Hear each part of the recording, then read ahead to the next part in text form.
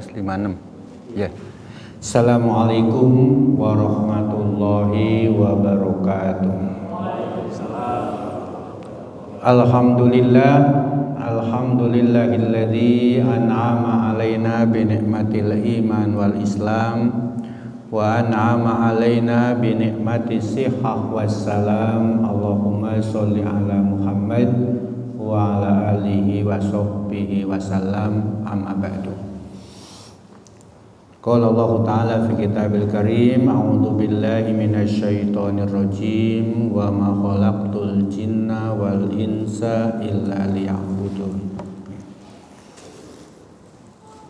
Jamaah Masjid Ar-Rahman rahimakumullah, alhamdulillah karena rahmat Allah kita bisa hadir bersama-sama pada kajian malam Ahad ini dalam kondisi sehat walafiat. Salawat dan salam semoga senantiasa terlimpah pada junjungan kita Nabi Muhammad SAW, pada keluarganya, sahabatnya, dan orang-orang yang mengikuti petunjuknya.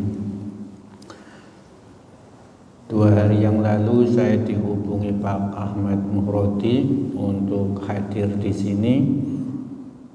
Dijuduli jadi kon bicara tentang akidah itu Pak.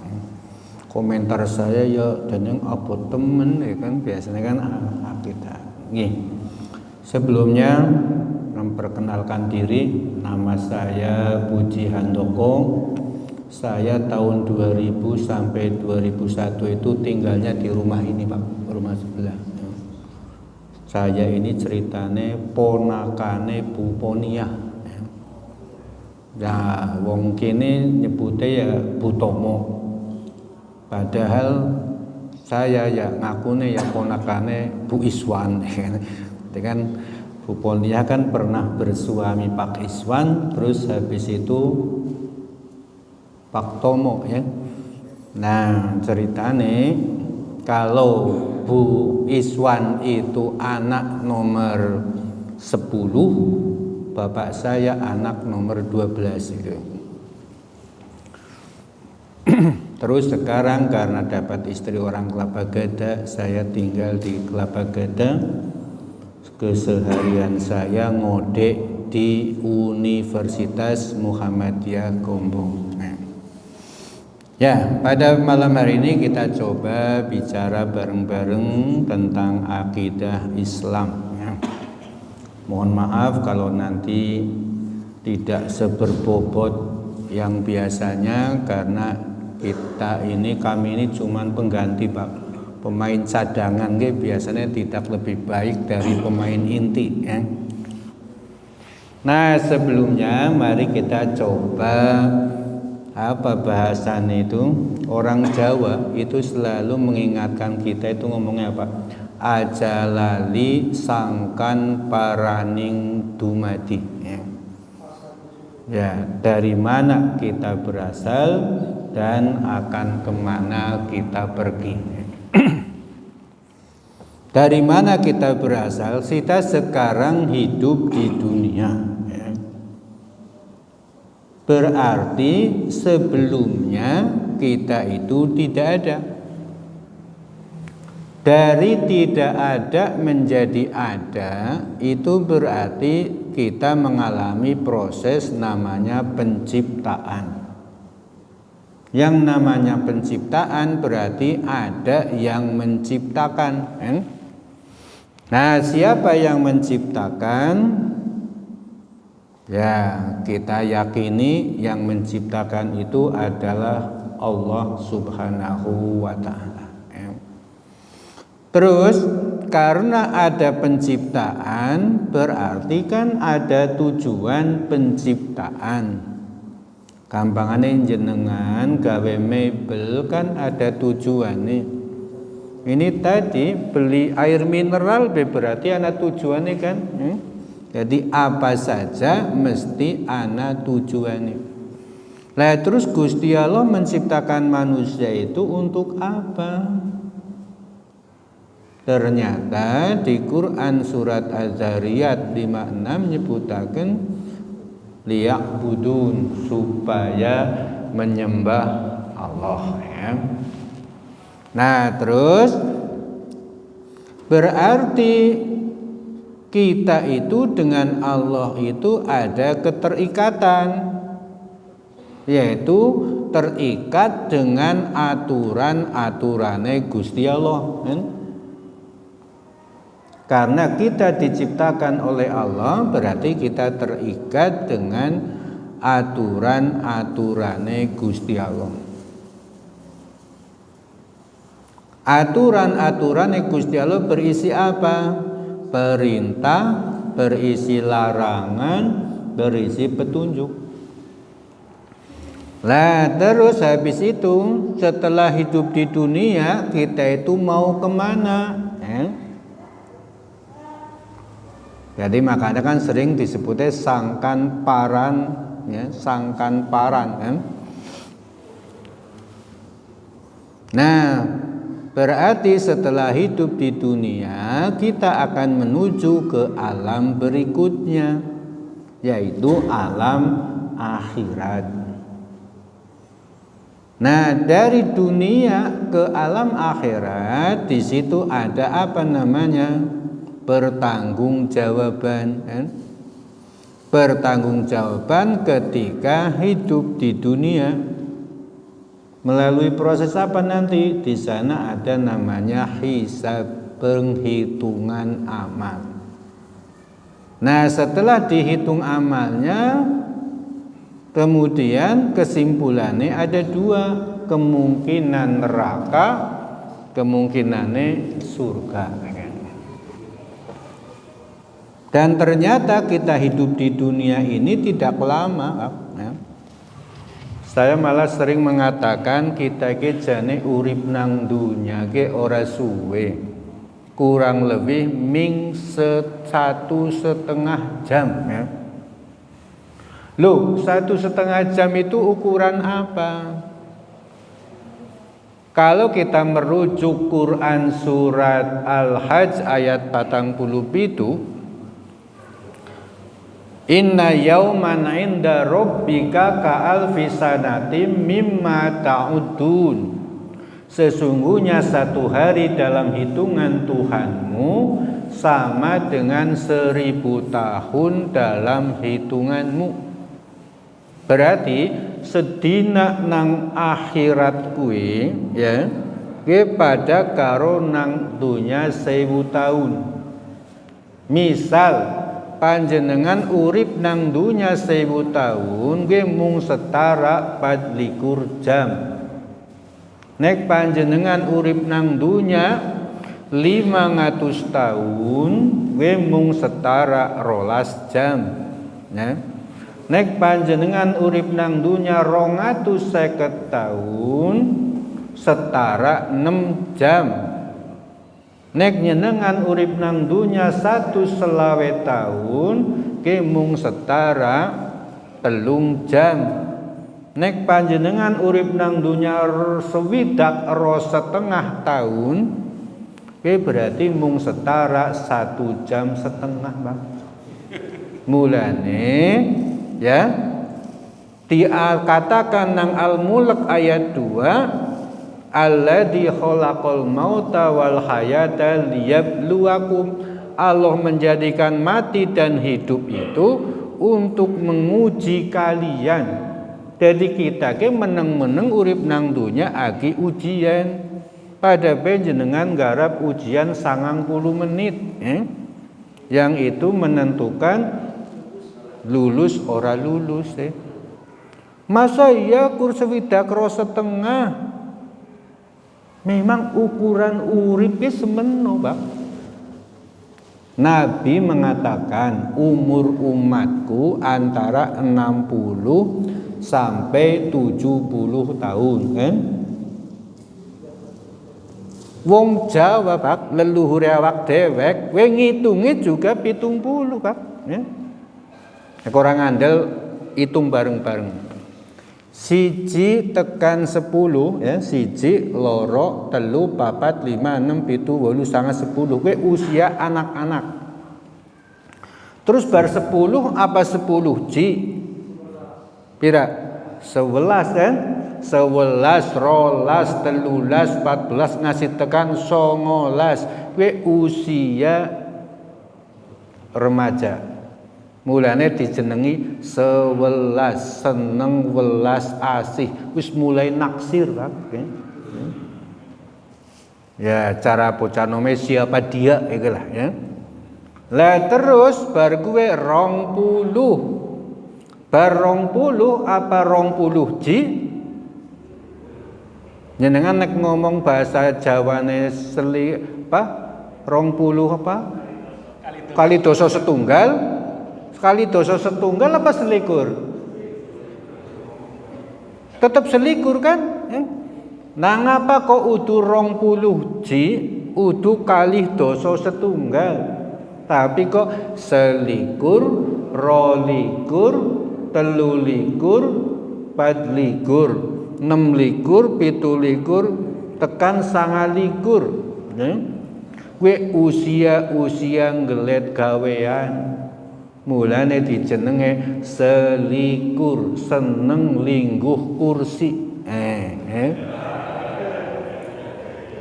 Kok bar 24 udu 25 apa selawe?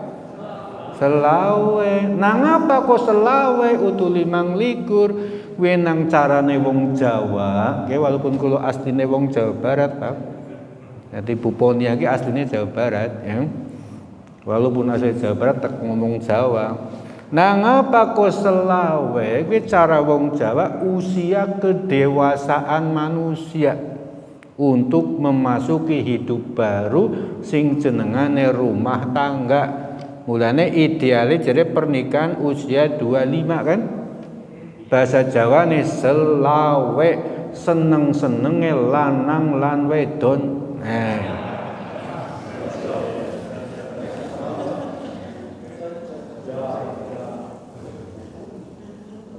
Bar 29 normal kan 30 ji 30 ro 30 tekan 30 sanga 40 normal kan hitungannya kan ora aneh-aneh. Bar 40 sanga apa 50 apa 50 tahu ana sing ngitungnya 50 apa 50 kan 50 ji 50 ro 50 lu 54 kan kuwi usia kembali ke jalan yang benar. Mulane disebut 50 seneng ketunan. Nang ketunan wong ketunan apa patut nyenengan nganggo kubluk jogedan nang lapangan dangdutan Cing jenengane wong kuplukan ki patute apa? Salat jamaah ya, mangkat pengajian. Kira-kira jenengan kuplukan nonton ebek apa kewes? Jadi kembali usia kembali menuju Tuhannya. Nah, jadi jenengan sing urung ketunan berarti urung ana 50.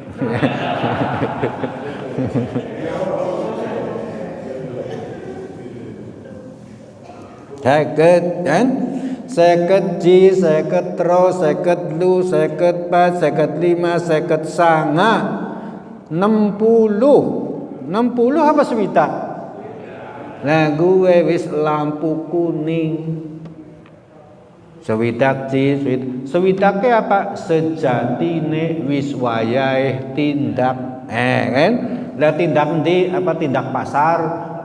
Ya sejatine wis wayahe tindak swidak. Mulane nek swidak ro, Nabi ninggal swidak telu ya. Wajar hitungan Jawa semeno. Wis tekan swidak sanga, sejatine wis wayahe tindak swidak sanga, wis lampu kuning lep-lep ya. Nah gue tapi dening ana sing wis ninggal seurunge swidak. Ya berarti pengecualian.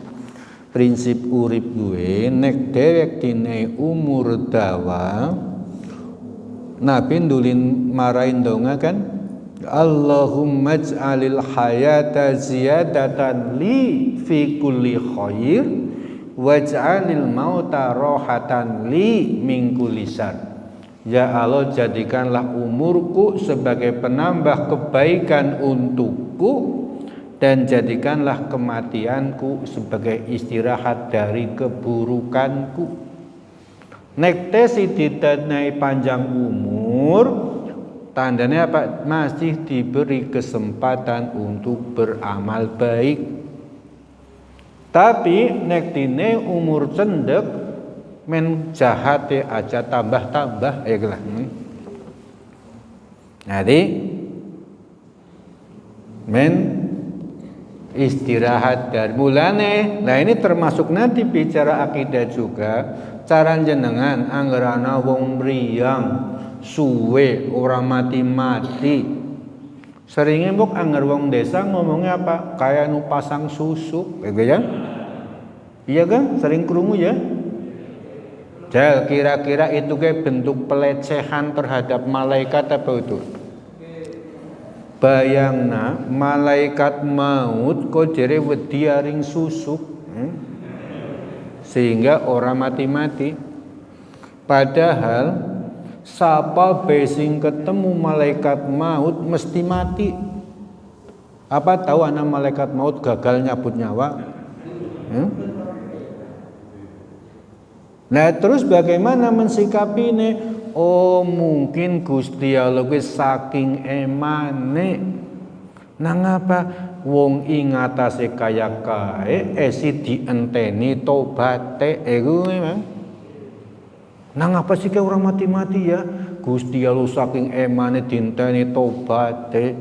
Jebulane kok ora tobat-tobat ya di tarik jejak. Nah, begitu ya. Oh, kayak gitu, Pak. Jadi nah, karena kita itu sedang mengalami ujian, maka kita belajar nggarap ujiannya kan baik-baik. Nah, ujiannya meliputi apa baik? Satu dalam hal akidah, ya. Yang kedua dalam hal ibadah, yang ketiga dalam hal akhlak, yang keempat muamalah duniawiyah. Nah akidah di antara yang lain gue dianggap sing paling pokok. Kenapa? Ibarat bangunan, akidah gue pondasine. Jadi sekalipun jenengan bikin bangunan nang dhuwure bangunan mewah, nek pondasine kacau, ya bangunannya ambruk. Sama jenengan ibadah rajin, akhlaknya bagus, tapi akidah rusak, ya berarti rusak liyane. Nah, mulane nang bidang akidah dhewek kowe diwanti-wanti. Mulane dosa apa sih sing ora diampuni Gusti Allah?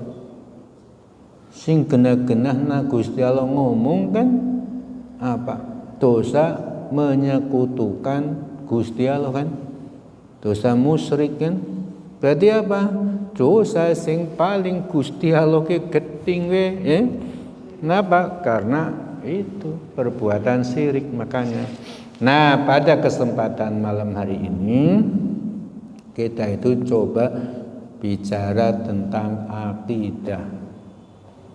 Karena ternyata di masyarakat pun hal-hal yang begini ini seringkali diabaikan alasane gue apa Pak? Kearifan lokal ya.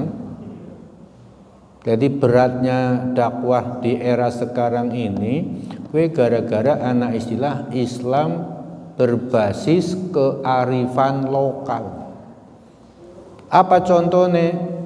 Angger wong pesisir nganak larung sesaji ya gue dianggap gue jenengane Islam berbasis budaya lokal Pak. Islame wong pesisir ya kayak gue. Angger wong lereng Merapi setiap tahun sekali ge buang sesaji, kayak Mbah Marijan biyen ge mimpin ya. Gue yamin wong jenenge wong Islame lereng Merapi ya kayak kue. Lahir dadine akidah runtuh. Padahal dalam Islam akidah itu menjadi hal yang paling pokok. Bukan berarti yang lain tidak penting. Ning ibarat bangunan, gue adalah pondasi nih. Apa itu akidah? Secara etimologis berarti keyakinan. Keyakinan yang tersimpul dengan kokoh di dalam hati, bersifat mengikat dan mengandung perjanjian. Perjanjiannya apa? Lu dheweke masuk Islam wis perjanjian, Pak. Apa? Asyhadu alla ilaha illallah. Saya bersaksi tidak ada ilah kecuali Allah. Ilah berarti sesuatu yang dipuja, sesuatu yang dipentingkan, sesuatu yang dituju, kan? Kecuali Allah. Mulane anak wong jarene ya Pak, protes aring kiai S2-ne nang Amerika, begitu balik komplain aring kiyaine, Pak Kiai Islam jebulane ora adil ya. Lo ora adil kepriwe? Masa ya kancaku wonge apike ora patut, apik, dermawan, sopan, nyah-nyoh. Masa ngene wong apike kaya kae ku jering esuk bakal mlebu neraka mung gara-gara orang masuk Islam. Ya kadang-kadang krungu Pak ungkapan kayak gue ya.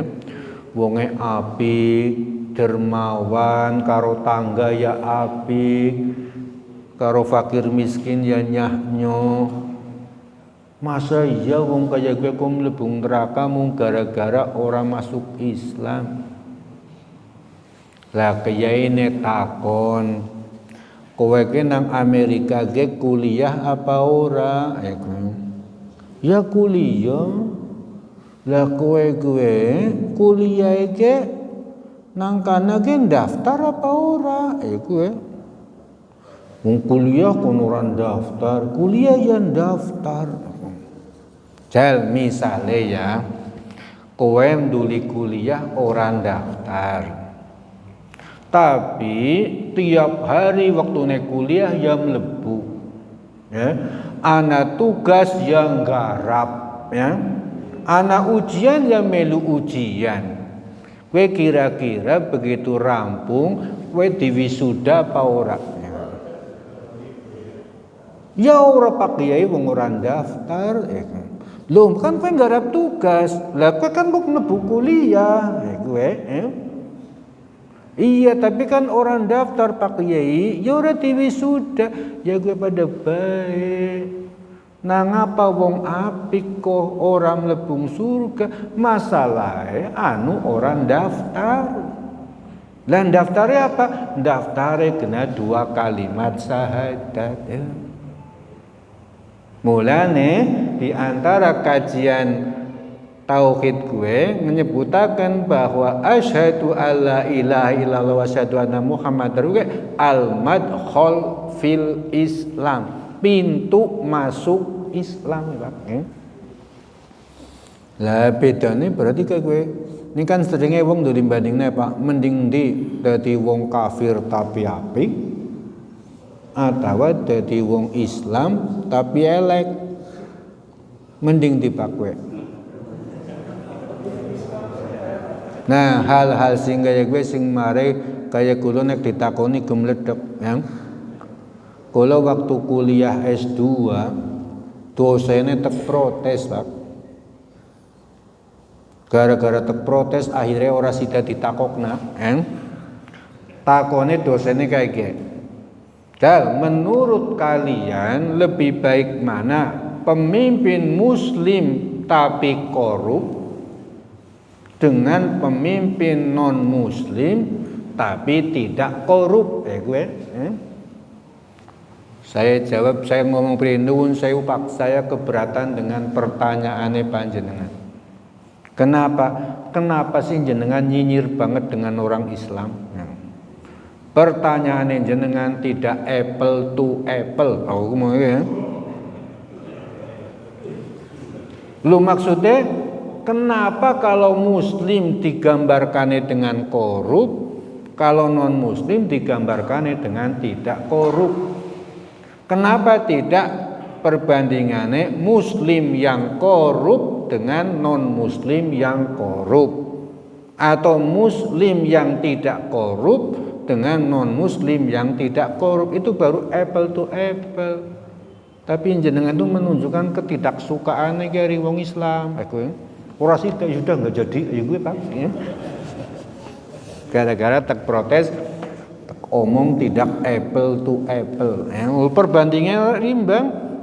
Muslim sing korup dibanding nak kafir sing tidak korup. Lah kan ora imbang perbandingannya kan. Yang sekelas sing wani ngomong aku tok waktu gue ya liyane meneng bae. Nah, secara terminologis atau menurut istilah, kebenaran aksiomatik yang diterima oleh manusia dengan keyakinan penuh dan menjadi landasan dalam beramal. Kebenaran yang tidak bisa dibantah, kebenaran aksiomatik. Contoh, dalam Islam Tuhan itu hanya satu. Jal arep dibantah kepriwe? Apa ora repot anggar kursi jian? Justru repot gue anggar akeh. Nang apa sih bandingna? Misale Tuhan gue ana telu Pak. Siji bisa gawe, sing siji bisa ngrusak, sing siji bisa ngrumat. Nek mung gawe tok ora bisa ngrumat, berarti kan ora maha kuasa. Nek kur bisa neng ngrumat tok ora bisa gawe, berarti kan ora maha kuasa. Nek bisa nek kur ngrusak tok ora usah butuh Tuhan, wong aku be bisa ngerkur ngrusak. Jenengan kok bisa? Justru angger ana Tuhan kok lebih dari satu, sing maha kuasa sing endi? Ora ana kan? Nah, gue kayak gue. Jadi mulane kudu siji. Gue kebenaran aksiomatik, berarti kebenaran yang tidak bisa dibantah. Apa mungkin Tuhan ku ana 10 maha kuasa kabeh? Ya ora mungkin. Berarti di antara 10 kudu ana sing paling kuasa. Mulane akidah Islam menyebutkan Allah itu satu. Jadi al-aqidatul islamiyyatu hiyal umurul lati ya'taqiduha ahlul islam ay yajzimuna bisihhatiha. Akidah Islam ialah segala perkara yang diyakini oleh umat Islam yang diyakini dengan pasti tentang kebenarannya. Nah, gue engkau mencakup apa baik yang kau kita bicaranya baru istilah-istilah yang dipakai. Nah, menurut Abu Bakar Jabil Al-Jazairi dalam kitab Aqidatul Mu'min, akidah adalah sejumlah kebenaran yang dapat diterima secara umum oleh manusia berdasarkan akal, wahyu, dan fitrah. Kebenaran itu dipatrikan di dalam hati serta diyakini kesahihan dan keberadaannya secara pasti dan ditolak segala sesuatu yang bertentangan dengan kebenaran itu. Gue menurut Abu Bakar Al-Jazairi. Jadi akidah Islam itu bisa diterima secara nalar. Akal kita bisa menerima. Gal, akidah Islam sing ditolak oleh akal apa Jal? Allah itu satu bisa diterima akal, malah tidak bisa diterima kenek lebih dari satu. Terus apa maning? Kenapa Gusti Allah mengirimkan utusan, misalkan ya, Rasul? Karena ya, Rasul itu kan berasal dari kalangan manusia, menjelaskan lebih mudah kan? Mulanya saya sering menggambarkan gini. Nangapa Gusti Allah itu menurunkan Al-Quran ya. Saya gambarkannya dengan motor Pak. Saya punya Honda Karisma. Pada saat saya beli Honda Karisma itu, saya dikasih buku petunjuk pemakaian kendaraan bermotor ya. Siapa yang menerbitkan buku itu? Pabrik yang membuat motor. Tujuannya apa? Supaya produknya Honda itu awet dipakai, nyaman, selamat lah intinya kan. Poin-poinnya apa saja aturannya? Siji, kendaraan tersebut berbahan bakar premium. Dua, 0 sampai 1000 km masa range.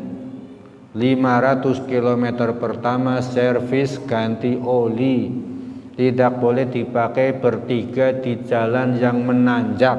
Kena kalau salah poin-poin ini bahasanya gitu Pak ya.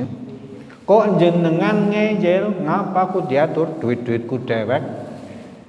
Akhirnya nang jenengan ora dinai premium malah jelantah ya.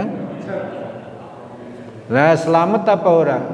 Beton, kenapa? Karena orang manut aring buku petunjuk sing digawe pabrike. Lah kuwi nembe urusan dunia. Lah menungsa itu sing gawe sapa? Menungsa sing gawe Gusti Allah, sing gawe lebih ngerti cara ngature, cara ngature lebih ngerti.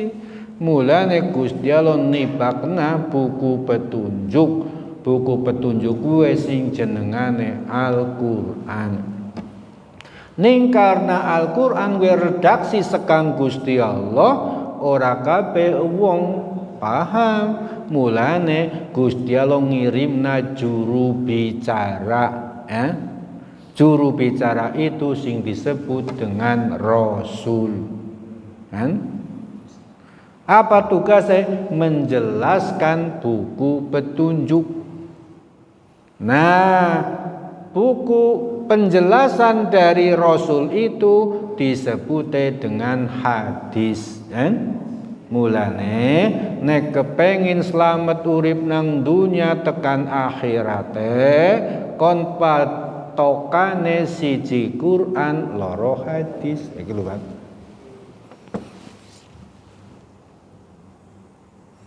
Islam misalnya meyakini bahwa ada kehidupan setelah kematian, gak mau kan? Anak akhirat nangkono, anak surga, anak neraka. Duh kan orang sing bisa membuktikan itu keyakinan, kan? Urungan kan sing disiksa nang neraka kan? Le keyakinan ke masuk akalnya di mana? Bahwa harus ada neraka dan ada surga ya. Ya masuk akalnya begini Pak, wong urip nang dunya sing jahat-jahat apa mesti nang dunya dihukum? Durung karuan Pak, wong sing wingi divonis mati be let sedela dadi seumur hidup ya. Iya kan? Sing mau 20 tahun dadi 10 tahun. Lah urung sing liyane sing pada selamat. Berarti apa? Lah terus nek mati nek akhirat ora nana, kowe keadilane nang endi? Lah terus jenengan ya sing urip nang dunya rajin salat, rajin ibadah, ora sugi-sugi ya. Ya terus nikmatnya nang endi? Berarti apa? Oh, berarti kudu ana hari akhir sing apa? Kita menuai apa yang kita tanam di dunia. Ya bayangna Pak, misalkan DNA idit neraka kok orang nana, ya seneng mati rampung terlibat pemberontakan Madiun, terlibat G30S, korban deng kok jirin neraka orang nana, ya keseneng. Nah mulane anggar kiai di debat, Pak Kiai jenengan urip nang dunya rajin ibadah ya. Dadi wong apik, karo tangga ya apik, uripe nyahnyo. Gue kan jenengan mikire kan bot-bote men urip nang akhirat, gue slamet kepenak. Lah siki angger jebulane akhirat ora nana apa ora gelak. Gue ya. Dal angger akhirat ora nana apa rika ora gelak. Kaya ini jawabnya santai Pak. Enggane neraka kok ora nana, surga akhirat ora nana, ora masalah man. Sing penting berarti aku nang dunya gue dadi wong apik, orang ngrusuhi wong. Ning bayangna kowe ora percaya nek akhirat ana. Mulane kelakuanmu kayak ki jebulane kok anak ya kayak warep ngapa ya gue ya ya segi misalnya ya lu pada ande pun pada urung sing ngalami kan jenengan karena percaya akhirat gue anak akhirat gue anak surga anak neraka mulane jenengan kan rajin ibadah, kelakuan dijaga, akhlaknya dijaga kan? Karena apa? Yakin akhirat orang anak kan? Nah, sing siji urip segeleme dhewek ya, maksiat dipol-polna, zina ora kurnang hotel pinggir dalan dilakoni ya. Alasannya apa? Alasannya kadar begitu mati urusan rampung. Kok jebulane akhirat anak wis kaya ngapa nduli panike.